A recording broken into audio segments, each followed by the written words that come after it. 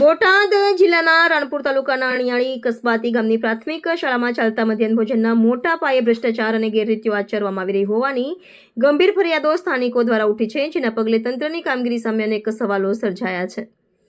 અણિયાળી કસ્બાતી ગામના જાગૃત નાગરિકો દ્વારા મામલે પત્રકારને જાણ કરવામાં આવતા પત્રકારે શાળાએ પહોંચીને મધ્યાહન ભોજનની ગુણવત્તા અને વ્યવસ્થાપન સંબંધિત તમામ દસ્તાવેજોની તપાસ કરી હતી. આ તપાસમાં ચોંકાવનારી વિગતો સામે આવી હતી.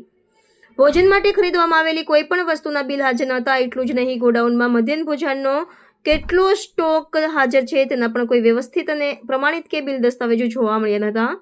છેલ્લા 1 મહિનાના સીસીટીવી કેમેરા ફૂટેજ ચેક કરવામાં આવે, જેથી ભોજનની ગુણવત્તા, મેન્યુ અને પાલક અને બાળકોની હાજરીની ગેરરીતિ સાબિત થઈ શકે છે. આટલી ગંભીર ફરિયાદોને પુરાવાના ભાવ છતાં હવે સવાલ એ ઊભો થયો છે કે ઘોર નિંદ્રામાં પોઢેલું તંત્ર ક્યારે જાગશે.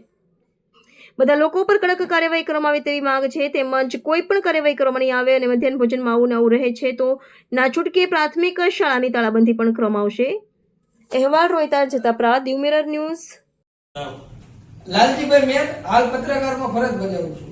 આપને અણિયાળીમાં તપાસ કરવા ગયા હતા, ત્યાં બદલ ત્યાં શું આપને મળ્યું?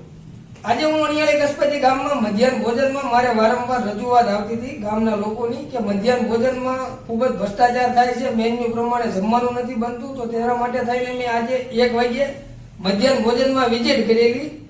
તો મને એવું જાણવા મળેલું કે મેન્યુ પ્રમાણે જમવાનું બનતું નહોતું. જેમ કે આજનું મેન્યુ હતું, શું કહેવાય, આપણે દાળ ઢોકળી અને લીલું શાક હતું આજ મેન્યુમાં. પણ એવું કઈ આપણને મેન્યુમાં દાળ ઢોકળી હતી પણ એની ક્વોલિટી નથી, એમાં લીલું શાક પણ આપણને જોવા મળ્યું નહીં. મામલતદારમાં આ અંગે રજૂઆત કરેલી ખરી? આના માટે મેં ઘણી વખત ટેલિફોનિક અથવા મૌખિક પણ રજૂઆત કરેલી રાણપુર મામલતદાર વિભાગમાં. તેમ છતાં આજ દિન સુધી કોઈ તંત્ર દ્વારા એક્શન લેવામાં આવતું નથી. અને જે સ્કૂલમાં બાળકો જમે છે, જેમ કે એની સંખ્યા 100 જમ્યા હોય તો આવડા લોકો 150 લખે છે. અને પ્લસ બીજી વાત એ કે સ્કૂલના બાળકો હાથે જમવાનું પીરસે છે, પછી તે લોકો જ તે બધું કચરા ઓલું વાળે છે, એ બધું એ કરે છે. પણ આના જે અધિકારીઓ છે એ કોઈ આની ઉપર કોઈ કાર્યવાહી કરતું નથી. અને બીજી વાત એ કે આપણે જે ગોડાઉન સ્ટોક કર્યો તો એમાં ગોડાઉનમાં આપણે કીધું ભાઈ તમારા બિલ આપો, અમને કેટલો સ્ટોક અત્યારે હાજર છે, ક્યારે સ્ટોક આવ્યું, પણ એવું પણ એમની પાસે હતું નહીં. પછી એમને એવું કીધું કે અમે લીલું શાક પણ નાખ્યું છે આની અંદર દાળ ઢોકળીમાં. તો આપણે એનું પણ કીધું કે ભાઈ તમે જે શાક નાખ્યું એનું માનું કે આપણે દૂધી હોય તો દૂધીની ઉપરની સાલ ઉતારી હોય એ તો અમને બતાવો. તો એ પણ એમને બતાવ્યું નહોતું. જેથી મેં રાણપુર તાલુકામાંથી મામલતદારમાં ફરજ બજાવે છે મધ્યાહન ભોજનના જે તાલુકા અધિકારી છે તેમને ફોન કરીને બોલાયા. તેમને પણ બધી રિયાલિટી ચેક કરી, પણ એવું કઈ એમને પણ જે ક્વોલિટી વાપરવાની આવી એ ક્વોલિટી વાપરવામાં આવતી નથી. અને વારંવાર ભ્રષ્ટાચાર થાય છે તેવી અમારી રજૂઆત છે. અને આના માટે 1 મહિનાના સીસીટીવી કેમેરા અણિયાળી કસ્બાતી પ્રાથમિકના ખોલવામાં આવે, કેટલા બાળકો જમવામાં બેસે છે અને કેટલા લખે છે, અને બાળકો હાથે જ બધું કરે છે કે એમડીએમના સંચાલક બધું કરે છે. એમડીએમના સંચાલકો ટાઈમ ઉપર નથી આવતા. ટૂંકમાં રામ રાજ્ય અને પ્રજા સુખી એ રીતના મારા ગામની અત્યારે હાલત. આ અંગે આપ આચાર્ય સાહેબ કે સંચાલક દ્વારા મિલીભગત હોય તેવું આપને લાગી રહ્યું છે? હા, મને જોયા પ્રમાણે એવું લાગે છે કે આ મિલી ભગત ગામડેથી માંડીને જિલ્લા લગન હોય તેવું લાગી રહ્યું છે. કારણ કે નગર આ વસ્તુ બને નહીં.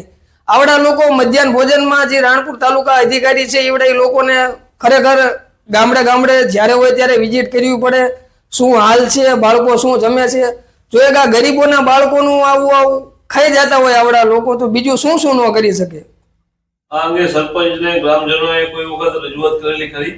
આ વખત આની પહેલા પણ મેં અણિયાળી કસ્બાતી ગામમાં વારંવાર પ્રાથમિક શાળામાં મેં બધાએ ઓલા સ્કૂલના બાળકો નહીં પણ આપણે આચાર્ય છે, શિક્ષકો છે, તેમ એમડીએમના સંચાલકોને પણ મેં બોલાવીને વાત કરેલી કે ભાઈ તમારે આ પ્રશ્ન છે તો તમે આનું માટે સરખી ધ્યાન આપીને બધું કરો. પણ એ લોકો એવું કીધું હતું થઈ જાય છે, હવે આવું નહીં થાય. તેમ છતાં મને વારંવાર રજૂઆત આવતા મેં આજ વિઝિટ કરીને મને આવું બધું જાણવા મળ્યું. એટલે મિલીભગત આ લોકોની પૂરેપૂરી હોય, તાલુકા ગામડેથી માંડીને તાલુકા જિલ્લામાં ઠેઠ લગન હોય એવું લાગી રહ્યું છે.